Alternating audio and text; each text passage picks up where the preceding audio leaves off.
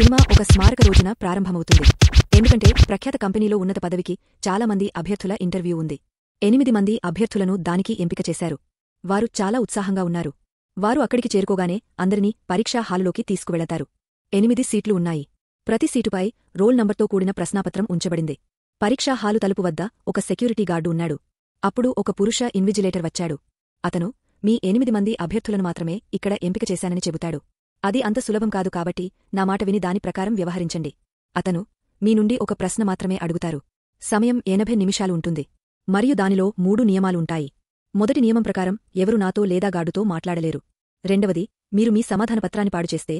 మూడవదిగా, ఈ పరీక్షా హాలు నుండి బయటకు అడుగుపెడితే మీరు అర్హులుగా పరిగణించబడరు. అప్పుడు అతను అందరినీ, ఏదైనా ప్రశ్న ఉందా? అందరూ మౌనంగా ఉన్నారు. అది చెప్పి వెళ్ళిపోతాడు. వాళ్లు ప్రశ్నాపత్రమీద చూసేసరికి ఖాళీగా ఉంది. దానిపై ఎలాంటి రాతలేదు. ఏమీ అర్థం కాలేదు. ఇంతలో ఒక అమ్మాయి దానిపై రాస్తుంది, నేను ఈ ఉద్యోగానికి అర్హుడని నాకు ఖచ్చితంగా తెలుసు. కాని గార్డ్ ఆమె దగ్గరకు వచ్చి ఆమెను బయటకు తీసుకెళ్తుంది. ఎందుకంటే ఆమె తన ప్రశ్నాపత్రాన్ని చెడగొట్టింది.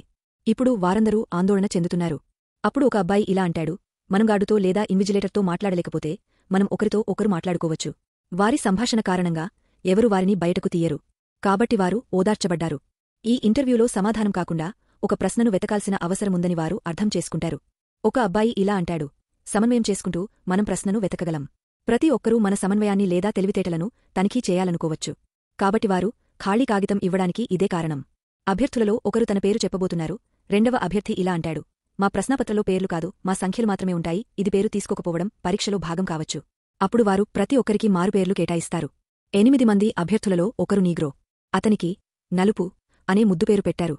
మరియు అందమైన అబ్బాయి అభ్యర్థికి తెలుపు అనే పేరు పెట్టారు. రాగి జుట్టు కలిగి ఉన్న ఒక అమ్మాయి అభ్యర్థికి రాగి అనే పేరు పెట్టారు. మరో 2 అబ్బాయిలు మరియు అమ్మాయిల అభ్యర్థులు ఉన్నారు. ఒక అబ్బాయి నిశ్శబ్దంగా కూర్చున్నాడు. అతను వారందరిపై ఆసక్తి చూపకపోవడంతో అది కనిపించింది. తరువాత వారు ఇన్విజిలేటర్ వారిని వారి సీట్ల నుండి నిషేధించలేదని చెప్పారు. వారు లేచి నిలబడినా గార్డు ఒక్క మాట కూడా మాట్లాడడు. అక్కడ నిలబడి ఉన్న అమ్మాయిలలో ఒకరు, ఈ ప్రశ్నపత్రంపై వ్రాసిన పదాలు కనిపించకపోవచ్చు అని చెప్పారు. అకస్మాత్తుగా అబ్బాయి ఆ కాగితాన్ని లైట్ ముందు తీసుకువస్తాడు. కాని ఇంకా ఏమీ కనిపించలేదు. అప్పుడు రాగి జుట్టుగల అమ్మాయి, కాగితంపై దాచిన వచనం పెన్సిల్ షేడింగ్ ద్వారా కనిపించవచ్చు అని చెప్పింది. అంటే దాచిన ప్రశ్న పెన్సిల్ షేడ్తో కనిపిస్తుంది. తెల్లవాడు ఆమెతో, నువ్వు ఎందుకు ప్రయత్నించకూడదు అని అడుగుతాడు. నల్లవాడు ఆమెను పిలుస్తాడు. ఆమె అలా చేయడానికి ప్రయత్నిస్తున్నప్పుడు ఆపు. మీరు మీ పేపర్ను పాడుచేస్తే మీరు అనర్హులు అవుతారని మీకు గుర్తులేదా? మరొక అమ్మాయి, మా ప్రశ్న ఒకరి పేపర్లలో ఒకరు ఉండవచ్చు అని అంటుంది. మరియు మనం వారికి సమాధానం చెప్పాలి. అప్పుడు బ్లాక్ ఇలా అంటాడు, మనం కూడా అదే ప్రశ్నకు సమాధానం చెప్పాల్సిన అవసరముంది. అది మనలో ఎవరికైనా ప్రశ్నాపత్రంలో ఉండవచ్చు. తెల్లవాడు వెలుగులో నిలబడి అందరి పేపర్లను తనిఖీ చేయడం ప్రారంభిస్తాడు. కాని ఇంకా మౌనంగా ఉన్న ఒక బాలుడు తన పేపర్ను తనిఖీ చేయడానికి ఇవ్వలేదు. తెల్లవాడు అతని వద్దకు వెళ్లేటప్పుడు కూడా తన పేపర్ను తనిఖీ చేస్తాడు. కాని అతని ప్రశ్నాపత్రం కూడా ఖాళీగా ఉంది. ప్రశ్నను వెతకడానికి ఒక మార్గముంటుందని వారు అంటున్నారు. అప్పుడు బ్లాక్ ఇలా అంటాడు, ఇది సాధారణ కాంతిలో కనిపించని దానితో వ్రాయబడి ఉండవచ్చు. అప్పుడు బ్లాండ్ ఇలా గమనించాడు, గోడల పక్కన నీలిరంగు లైటు కనిపిస్తోంది. ఈ లైటు కింద ఈ పేపర్ చదవడానికి ప్రయత్నిస్తామని వారు అనుకుంటారు. కాని వారికి సాధారణ లైట్ ఆపివేసి ఈ లైట్ ఆన్ చేయడానికి బటన్ దొరకదు. అప్పుడు బ్లాక్, ఇది అత్యవసర లైటింగ్ అని చెబుతాడు. విద్యుత్తును ఆపివేస్తే అది స్వయంచాలకంగా ఆన్ అవుతుంది. కాబట్టి మనం బ్లాకవుట్ సృష్టించాల్సి ఉంటుంది. కాబట్టి వారు లైట్లు ఒక్కొక్కటిగా ఆగపోవడం ప్రారంభిస్తారు. కాని వారిలో కొందరు, లేదు, ఊహించుకోండి, నీలిరంగు లైటు వెలగకపోతే ఈ లైట్లను దెబ్బతీసే చీకటిలో ఉండి మీరు రిస్క్ తీసుకుంటారా? అప్పుడు వారు దానికి ఓటు వేస్తారు. 4 అభ్యర్థులు మేము ఈ రిస్క్ తీసుకోవడానికి సిద్ధంగా ఉన్నామని అంటున్నారు. అప్పుడు వారు అన్ని లైట్లను దెబ్బతీస్తారు. అదృష్టవశాత్తు దానితోపాటు నీలిరంగు కాంతిగది అంతటా వ్యాపిస్తుంది. ఇప్పుడు వారు తమ పేపర్ను ఒక్కొక్కటిగా తనిఖీ చేస్తారు. దానిని నీలిరంగు లైట్లో ఉంచుతారు. కాని అది ఇంకా కనిపించదు. అందరూ కలత చెందుతారు.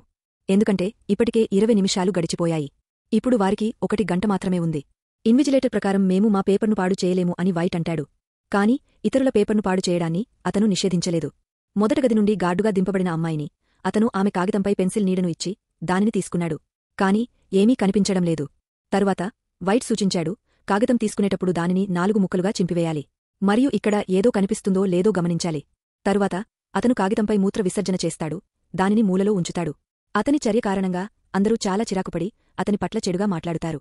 మరియు మూలలో కూర్చున్న నిశ్శబ్ద అభ్యర్థి ఏడుపు ప్రారంభిస్తాడు. అతను ఫ్రెంచ్ భాషలో మాట్లాడటం ప్రారంభిస్తాడు. ఒక అమ్మాయి చెబుతుంది, అతను చెబుతున్నాడు, ఇది మిమ్మల్ని మీరు వెల్లడిస్తుంది. అబ్బాయిలలో ఒకరు, ఇది పరీక్ష కాదు, ఆట కావచ్చు అని అనుకుంటాడు. అప్పుడు అతను తన ముందు ఒక పెద్ద గాజును చూస్తాడు. అతను అంటాడు, ఇన్విజిలేటర్ మన కదలికలను చూస్తూ ఇతరులతో కలిసి మనల్ని ఎగతాళి చేస్తున్నాడు. కాని ఒక అమ్మాయి, లేదు, ఈ కంపెనీ ఇలా ఉండదు. దీని సీఈఓ ప్రతిదానిపైనా నిఘా ఉంచుతాడు. ఎవరైనా ఉంటే అతను ఖచ్చితంగా సీఈఓ. అతను అసంబద్ధంగా వ్యవహరించడు కాబట్టి చింతించకండి. ఇక్కడ ఒక వింత వాస్తవం వెల్లడైంది. ఉద్యోగ ఇంటర్వ్యూ కోసం అందరూ అభ్యర్థులు ఇక్కడికి వచ్చారు కాని ఈ కంపెనీ పేరు గురించి వారికి తెలియదు. నిజానికి ఆ కంపెనీ ఒక వ్యాధికి మందు తయారు చేస్తోంది. ఈ వ్యాధిలో రోగే గంట తర్వాత మందు తీసుకోవాల్సి ఉంటుంది. మరియు అతని వ్యాధి ఇన్ఫెక్షన్లు క్రమంగా తగ్గుతాయి. కాని ఆ అబ్బాయి ఇలా అంటాడు, ఈ కంపెనీ చాలా నష్టపోయిన తర్వాత ప్రజలను నియమించుకోవడం ఆపివేసింది. ఆ అమ్మాయి, లేదు, ఇది ప్రపంచముందు ఒక మోసపూరిత చర్య అని అంటుంది. ఆ వ్యాధికి వారు నివారణను కనుగొన్నారని భావించబడుతుంది. అప్పుడు ఆ అబ్బాయి, అవును, అలా అయితే వారు పురోగతి సాధిస్తున్నారు. మరియు వారు మమ్మల్ని నియమించుకుంటున్నారని కూడా అనుకోవచ్చు. అప్పుడు వారు ఫైర్ అలారం వైపు ఒక చూపు వేశారు. ఫోటోలను డెవలప్ చేయడానికి ఉపయోగించే ఒక రసాయనం ఉండవచ్చు అని వారు భావిస్తారు. మరియు ప్రశ్నాపత్రంపై ఏదో ఉండవచ్చు, అది దానిపై రసాయనాన్ని వేసిన తర్వాత కనిపిస్తుంది. అప్పుడు ఒక అమ్మాయి తొందరపడి వెళ్లి గార్డు జేబులో నుండి లైటర్ను తీస్తుంది. కాబట్టి ఆమె దాని దగ్గర ఉన్న లైటర్ మంటను ఆన్ చేస్తున్నప్పుడు అది ద్రవం లేదా రసాయనాన్ని బయటకు తీయవచ్చు. ఆమె లైటర్ తీసుకోవడానికి అక్కడికి ఎక్కినప్పుడు అప్పుడు లైటర్ మంట అక్కడికి చేరుకోదు. అప్పుడు వైట్ ఆమెకు కింద నుండి మడతపెట్టిన కాగితాన్ని ఇచ్చి, ఈ కాగితాన్ని కాల్చేటప్పుడు దానికి అందుబాటులో ఉంచండి అని అంటాడు. కాని ఆమె ఫైర్ అలారం మోగిన తర్వాత అది ఆమె ప్రశ్నాపత్రం అని గమనించినప్పుడు ఆమె చెడిపోయిన కాగితం కారణంగా గార్డు ఆమెను అనర్హురాలిగా ప్రకటించాడు. అక్కడ కేవలం 6 అభ్యర్థులు మాత్రమే మిగిలి ఉన్నారు. వైట్ యొక్క ఈ చర్య కారణంగా బ్లాక్ తీవ్ర కోపంతో ఉన్నాడు. అతను, నేను మీ లైట్లు ఆర్పివేయాలి అని అంటాడు. అలా చెబుతూ అన్ని లైట్లు ఆపివేయబడ్డాయి. బ్లాండ్ కోపంగా అతనితో, నువ్వు ఏం చేశావు అని అంటాడు. అప్పుడు పక్కన నిలబడి ఉన్న ఒక అబ్బాయి, లైట్లు ఆరిపోయాయి అని అంటాడు. ఫలితంగా అన్ని లైట్లు ఆరిపోయాయి. ఇప్పుడు నేను లైట్లు ఆన్ అని అంటాను. అప్పుడు అన్ని లైట్లు ఆన్ చేయబడతాయి మరియు లైట్లు వెంటనే పునరుద్ధరించబడతాయి. అప్పుడు ఇవి వాయిస్ కంట్రోల్ ద్వారా నిర్వహించబడుతున్నాయని వారికి తెలుస్తుంది.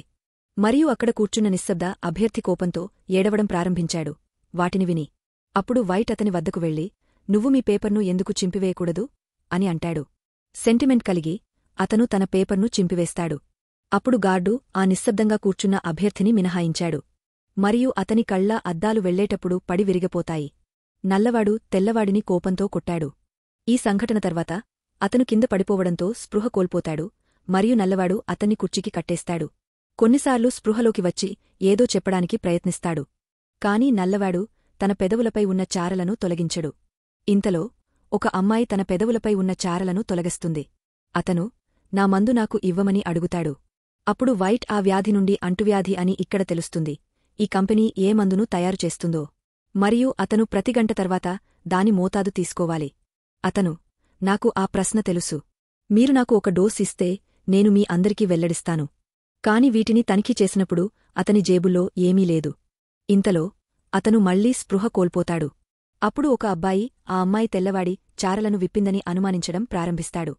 ఎందుకంటే ఆమె అదే కంపెనీలో పనిచేస్తుంది. అతను ఆమెతో, మీరు మాపై నిఘా ఉంచడానికి మరియు మా పరధ్యానం కోసం ఇక్కడ ఉన్నారని నేను కనుగొన్నాను. కాబట్టి మీరు మా దృష్టిని మళ్లించవచ్చు. నాకు చెప్పండి, ప్రశ్న ఏమిటి? ఆమె అంటుంది, నేను అభ్యర్థిని మాత్రమే మరియు నేను ఇంకా ఈ కంపెనీ సీఈఓని ఎప్పుడూ చూడలేదు. నన్ను నమ్మండి. ప్రశ్న ఏమిటో నాకు కూడా తెలియదు. అదేవిధంగా వైట్ శరీరం వణుకుతున్నట్లు గమనించవచ్చు. బ్లాండ్ అందరితో అతను పరిస్థితిని నాటకీయంగా చూపిస్తున్నాడని అంటాడు. బ్లాక్ ఆమెతో, లేదు, అతను నాటకీయంగా నటించడం లేదు. నా భార్య ఎదుర్కొన్న అదే అనారోగ్యంతో అతను బాధపడుతున్నాడు. అప్పుడు బ్లాండ్, అతను ఆ డోస్ తీసుకున్నాడనేది నిజమేనా? అంటే అతను ఇప్పుడు ఆ డోస్ తీసుకోకపోతే ఆ డోస్ మన దగ్గరే ఉంది మరియు మనం ఒకరినొకరు తనిఖీ చేసుకోవాలి. వారికి ఇంకా 15 నిమిషాలు మాత్రమే మిగిలి ఉన్నాయి. వారు ఒకరినొకరు తనిఖీ చేసుకోవడం ప్రారంభిస్తారు కాని ఎవరూ ఆ డోస్ను కనుగొనలేరు. అప్పుడు ఒక అమ్మాయి ఆ అబ్బాయి దగ్గరకు వెళ్లి, నేను నిన్ను అనుమానిస్తున్నాను అని అడిగింది. ఆమె అతనిని, నువ్వు నమిలిన తర్వాత నీ చూయింగంను ఎక్కడ ఉంచావు అని అడిగింది. అప్పుడు అతని చూయింగంలో అదే మందు ఉందని ఆమె గమనించింది. ఆమె దానిని వైట్కి ఇచ్చి అక్కడికి వెళ్ళింది. కాని ఈ మందు చూయింగమున్న ఆ అబ్బాయి చేతికి తగిలి మందు కాలువలో పడింది. ఎవరు దానిని పొందలేకపోయారు? వాయ్ ఆ అమ్మాయి కెమెరా ముందు, ఇన్విజిలేటర్, అతను చనిపోతున్నట్లు మీరు చూడలేదా అని అడిగింది. అప్పుడు గార్డ్ ఆమెను అక్కడికి తీసుకెళ్తాడు. ఎందుకంటే ఆమె నియమాన్ని ఉల్లంఘించింది.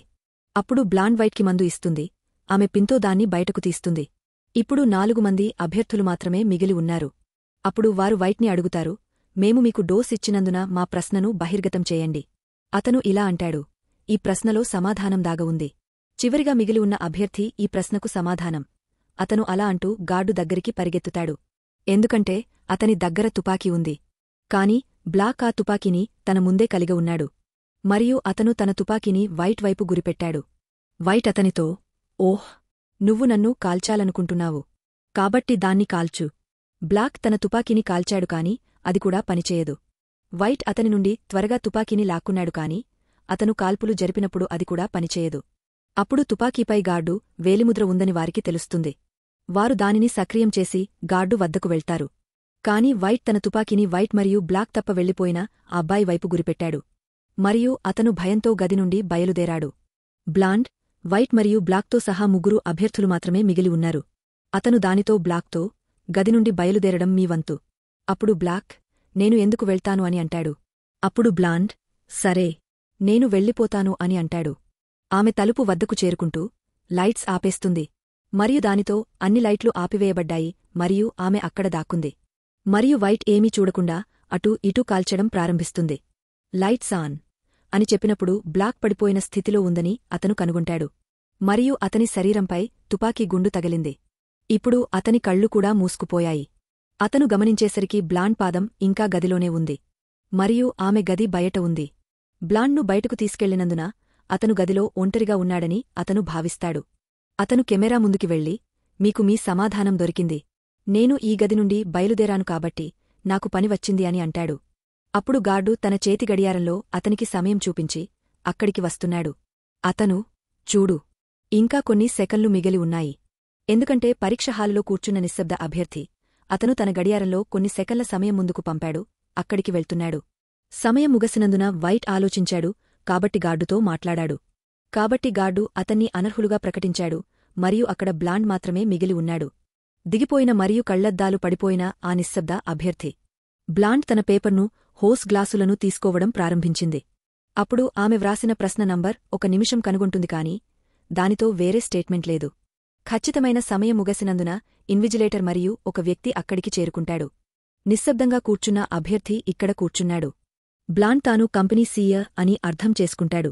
మాతో కూర్చున్నప్పుడు అతను మమ్మల్ని గమనిస్తూనే ఉన్నాడు.